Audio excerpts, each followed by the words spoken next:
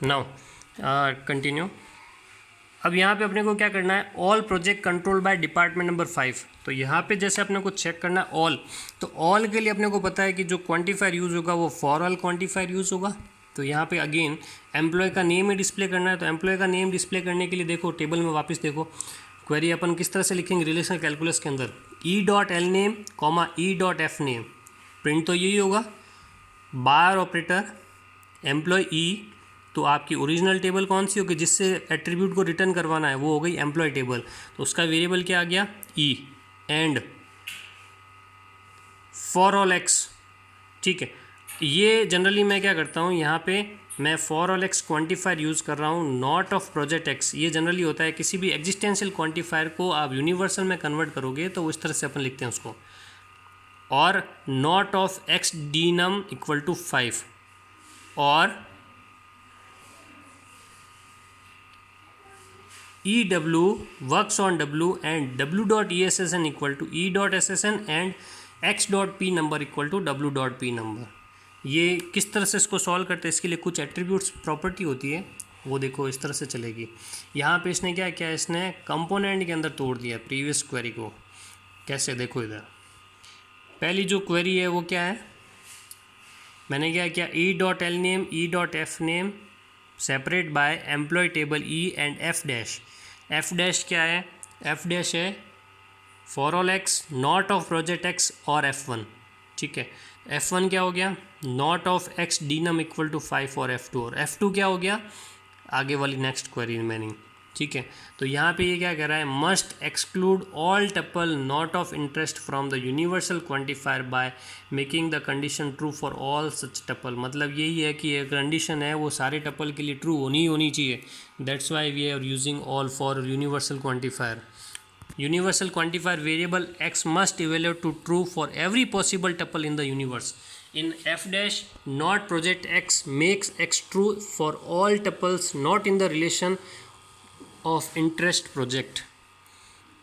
If f1 not of x dnum equal to 5 make x true, again सबको true करना ही करना है, तो उसके लिए वो नॉट ऑपरेटर को यूज़ कर रहा है। तो make x true for those project tuple we are not interested in whose D num is not 5, उसको भी अपने को डिस्प्ले करवाना है।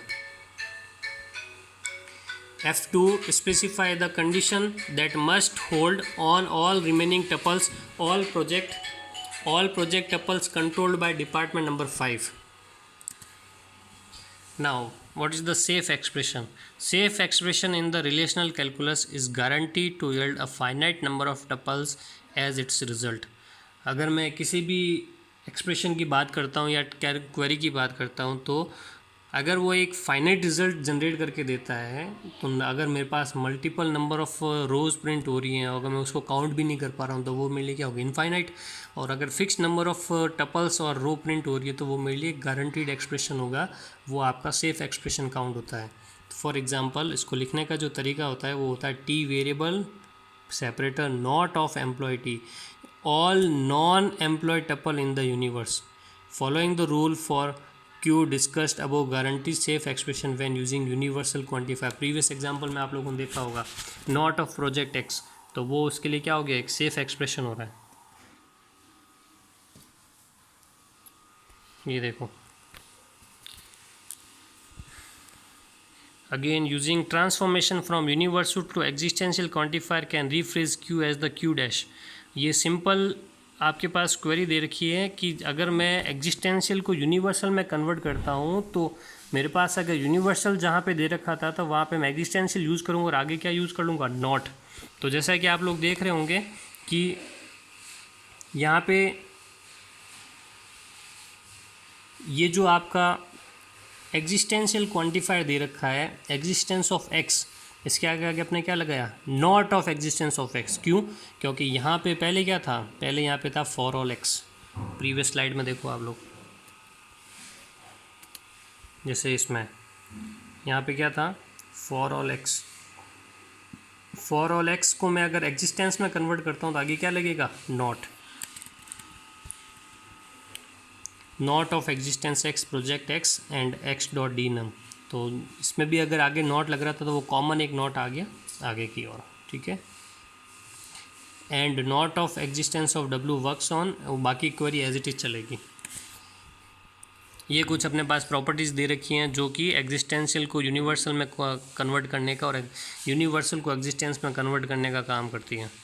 कैसे यूज़ होगी देखो इधर, for all X P of X that is equivalent to, for all क्या है, universal, not of E of X, not of E X of not of P of X. P of X क्या आपका एक condition formula दे रखा, table name attribute है, X variable है sorry, और यहाँ पे आगे मैंने उसकी दोनों साइड क्या यूज़ कर लिया, नॉट। ठीक है, तो पहले वाले में आप देख रहे होंगे कि यहाँ पे जो प्रोजेक्ट के आगे भी नॉट लगा हुआ था वो नॉट हटा कैसे, तो मैंने उसको जब कन्वर्ट किया तो नॉट नॉट वो आपस में एक दूसरे को कैंसिल आउट कर देंगे, तो यहाँ पे फॉर एग्जिस्टेंस ऑफ एक्स के आगे नॉट लग गया। सिमिलरली यहाँ पे इसका उल्टा दे रखा है, existence of X P of X equivalent to not of for all X and not of P of X. Similarly अगर मेरे पास कंडीशन दे रखी है एंड और की, तो वो इस तरह से जस्टिफाई होगी, एंड और में कन्वर्ट होगा, और जहाँ जहाँ पे नॉट नहीं लगा है वहाँ पे सब जगह नॉट लग जाएगा। सिमिलरली अगर आपके पास और दे रखा है तो एंड लग जाएगा, एग्जिस्टेंस दे रखा है तो एग्जिस्टेंस सब में किस में कन्वर्ट हो जाएगा, यूनिवर्सल में कन्वर्ट हो जाएगा, और ये दोनों आपस में एक दूसरे के उल्टे हैं, रेसिप्रोकल हैं।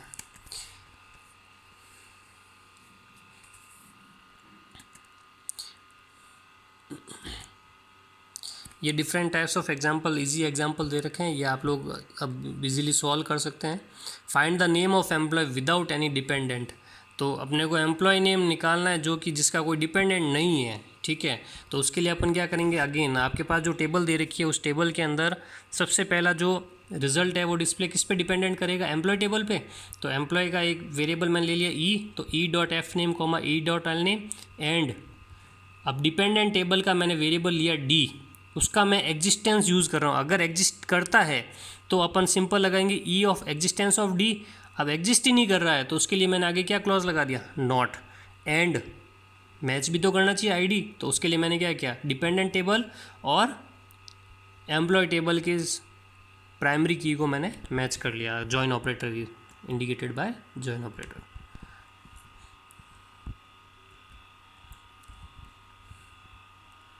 ठीक है, जैसे ये क्वेरी देखो, list the name of managers who have at least one dependent. तो अब अपने को वो सारे मैनेजर निकालने हैं जिसके लिए कम से कम उसका एक डिपेंडेंट हो। तो E dot F name comma E dot L name employee, ये तो क्लियर है, एंड अब यहाँ पे अपन क्या करेंगे, डिपार्टमेंट और डिपेंडेंट दोनों को चेक करेंगे। ठीक है, क्योंकि जो आपका डिपार्टमेंट दे रखा है, डिपार्टमेंट के अंदर आपका मैनेजर का एसएसएन नंबर दे रखा है देखो। ठीक है, तो मैंने क्या किया, डिपार्टमेंट टेबल को डी से इंडिकेट किया है और डिपेंडेंट टेबल को पी वेरिएबल से इंडिकेट किया। ठीक है, दोनों का एग्जिस्टेंशियल क्वांटिफायर यूज़ किया, तो एग्जिस्टेंशियल के लिए existence of D and existence of P, and E dot S S N equal to D dot manager S S N, तभी वो मैनेजर काउंट होगा, and P dot E S S N equal to E dot S S N, वो आपको match करने होंगे। तो ये दो जो जॉइन है या ये दो जो जॉइन ऑपरेटर है वो आपकी क्वेरी को रिजल्टेंट को डिस्प्ले कर देंगे।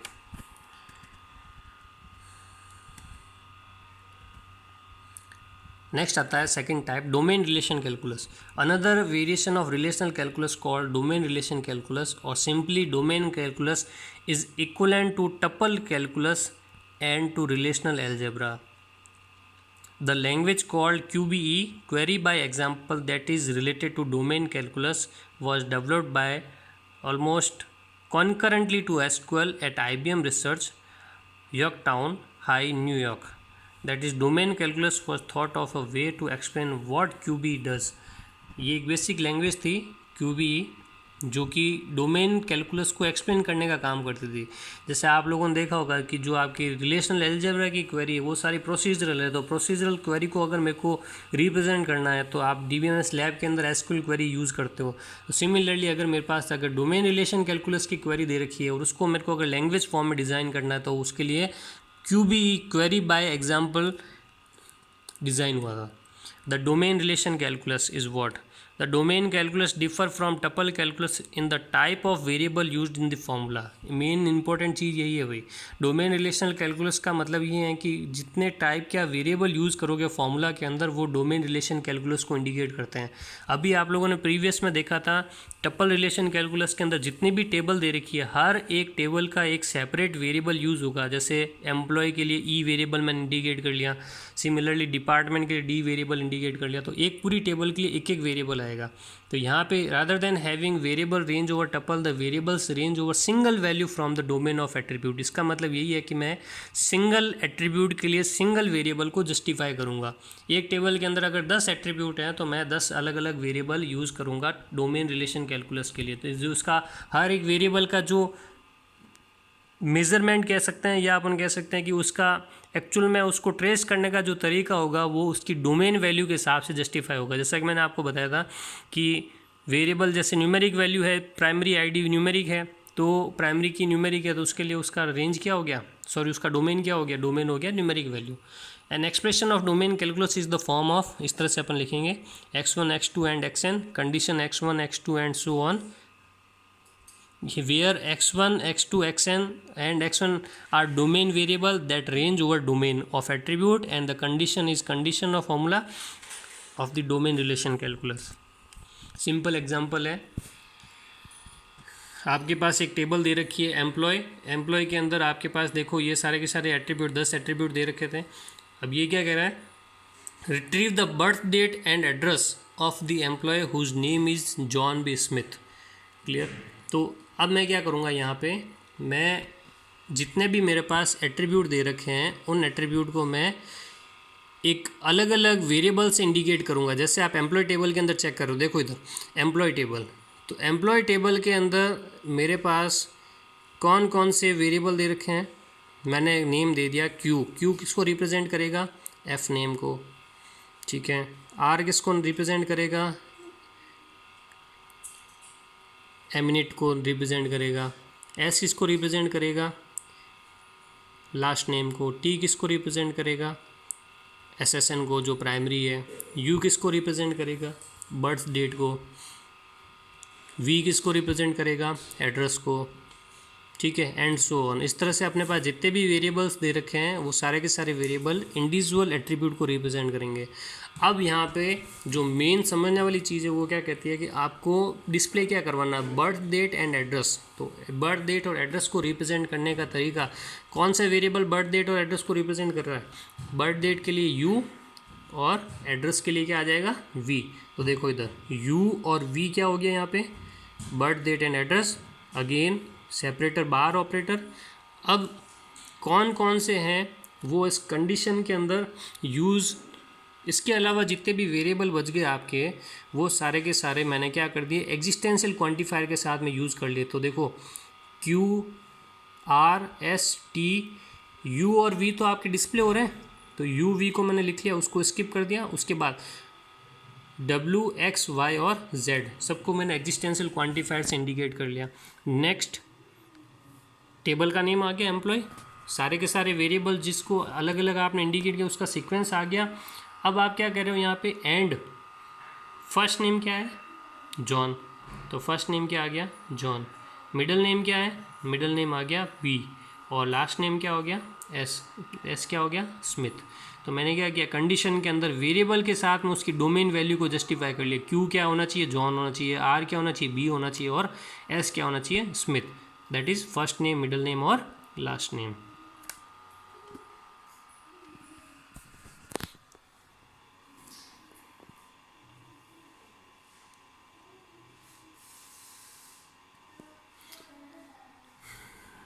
अब देखो जैसे पहले वाली क्वेरी थी कि retrieve the name and address of all employ who works for the research department. तो अपने को पर्सन का नेम और एड्रेस प्रिंट करवाना है। तो नेम प्रिंट करवाने के लिए क्या होगा, आप पहले वाली क्वेरी इसके लिए चेक करना। पहले वाली क्वेरी जो अपन ने सॉल्व की थी टपल रिलेशन कैलकुलस के लिए, तो सबसे पहले तो आप देखो एम्प्लॉय टेबल। एम्प्लॉय टेबल के अंदर कितने एट्रीब्यूट है, 10 एट्रीब्यूट है। तो 10 एट्रीब्यूट के लिए आपने एम्प्लॉय टेबल में 10 वेरिएबल नेम इंडिकेट कर लिए। देखो Q R S T U V W X Y Z, ठीक है। उसके बाद आपने क्या किया, एक टेबल बनाई डिपार्टमेंट। तो डिपार्टमेंट टेबल के अंदर आपने L, M, N और O ये सारे आपने इंडिकेट कर लिए वेरिएबल। हमेशा ध्यान रखना अलग अलग टेबल के वेरिएबल नेम अलग अलग होंगे, दो अलग अलग टेबल के कॉमन वेरिएबल नेम नहीं होंगे। अगर आप यहाँ पे Q लिख रहे हो तो यहाँ पे Q डैश आएगा डिपार्टमेंट के अंदर। अगर आपको सेम नेम इंडिकेट करना तो उसका एक सेपरेटर सिंबल साथ में जस्टिफाई होना चाहिए। नेक्स्ट, अब यहाँ पे जो क्वेरी दे रखी है फर्स्ट नेम Q है तो मैंने Q से इंडिकेट कर लिया। उसके बाद में लास्ट नेम दे रखा है तो लास्ट नेम कौन से वेरिएबल से इंडिकेट हो रहा है, S से, तो मैंने यहाँ पे QS दे दिया। उसके बाद एड्रेस है तो एड्रेस के लिए वेरिएबल क्या हो गया V, तो मैंने यहाँ पे QSV वेरिएबल का नेम लिख लिया जो कि डिस्प्ले करने का काम कर रहा है।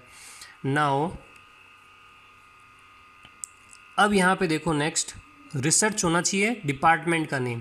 तो डिपार्टमेंट नेम, आप पहले तो डिपार्टमेंट टेबल को देखो। पहले डिपार्टमेंट टेबल का फर्स्ट एट्रीब्यूट क्या है, D name, second attribute D number, third attribute manager SSN और नेक्स्ट है manager SSN date, registration date. ठीक है, तो उसके लिए अपन क्या करते हैं कि यहाँ पे L क्या इंडिकेट कर रहा है, डी नेम को, तो यहाँ पे मैंने लिख लिया and L equal to research, L equal to what, L equal to research. And अब आपको मैच भी करना था तो मैच आप क्या क्या कर रहे हो, मैच करूँगा मैं D number equal to D number.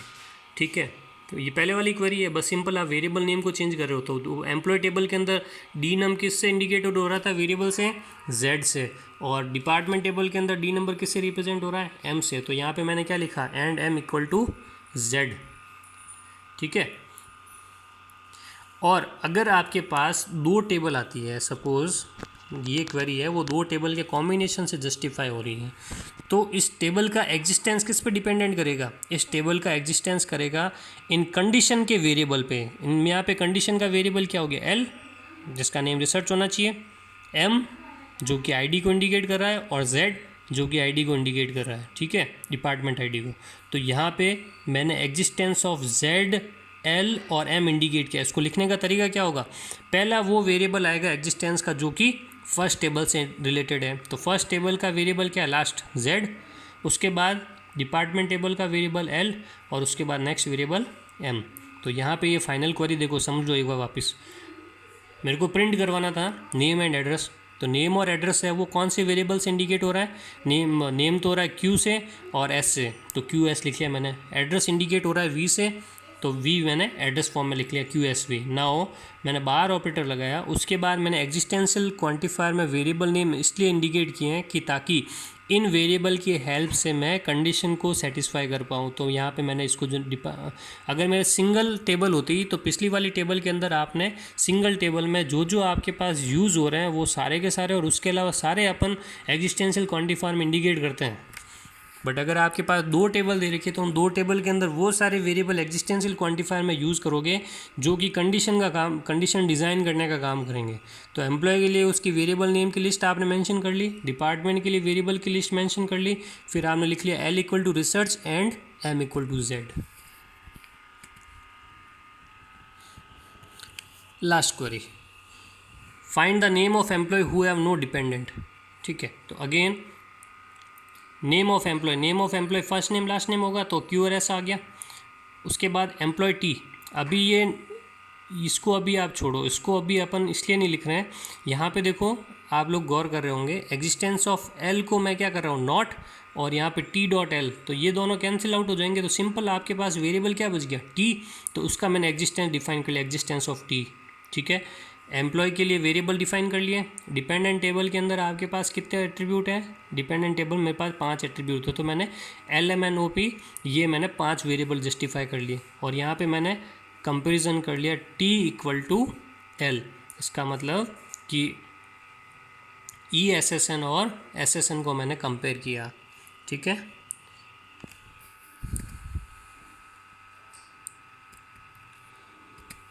Okay class, तो I hope you have enjoy the class and आप सब लोगों को अच्छे से समझ में आ गया होगा query using domain relation calculus and query using tuple relation calculus. Relational calculus की फॉर्म में कैसे रिप्रेजेंट करते हैं और उसमें मल्टीपल क्वेश्चंस बनते हैं एग्जाम के अंदर। Thank you.